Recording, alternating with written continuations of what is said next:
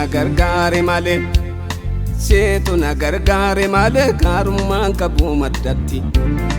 maqaa keeffatu feeggattaa kanaaf na fidde ulfinatti utuun alatiin na beekteen gara haadha koo keessatti hidhaa jaaladhaan na qabdee makkaan si biraa namnetti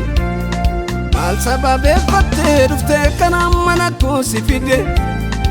gaarummaan ala korsibdee mamalaan ofit na qabde itti beekta maala keeti qiixan eeggamnee jalqabda ofirratti argeensi jajaa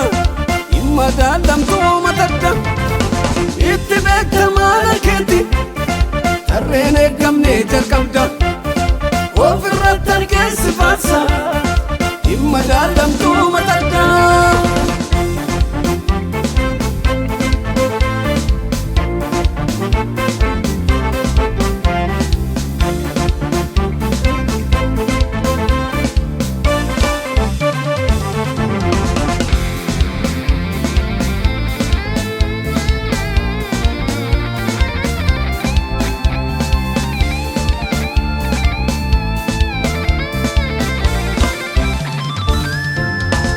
Muko keessa sinturree filannoo tolee tammiti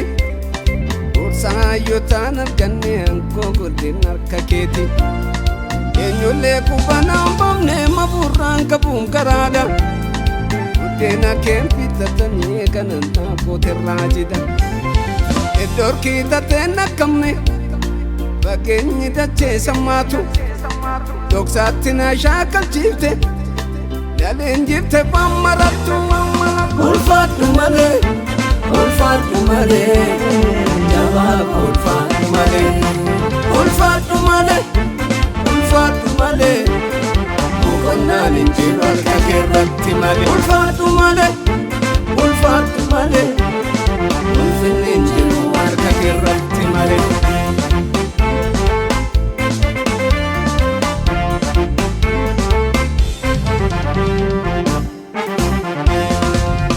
Koona wajjin jirtaa jalloota nimneen irratti gurguddootaaf toora laattee na argaan namne bakkaatti guyyoota maan sodaadde sinnaa dirmatee moolera nan dagganne hojjattee sa jalqabeen xumura wanta duuggadiin darbaamiif naaf datamuu tasallee ati bara guuftee jiraataa dorgomaan qabdu yoomillee Gankooduu sitte galeem garaana nyaatu yoomillee ulfaadhu malee jabaa ulfaadhu malee boqonnaan hin jiru harka keerratti malee ulfaadhu malee ulfinni hin jiru harka keerratti malee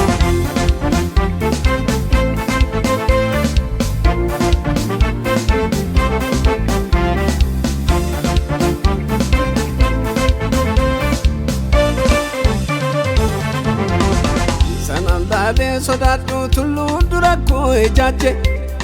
galaana cebuuna dhoowwee yaandisee roobee of jeche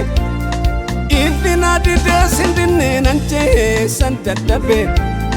harka kaleessa miteemsitu harka koo na qabe dooniin koo amansiisadha illi qinfamnee ba'eera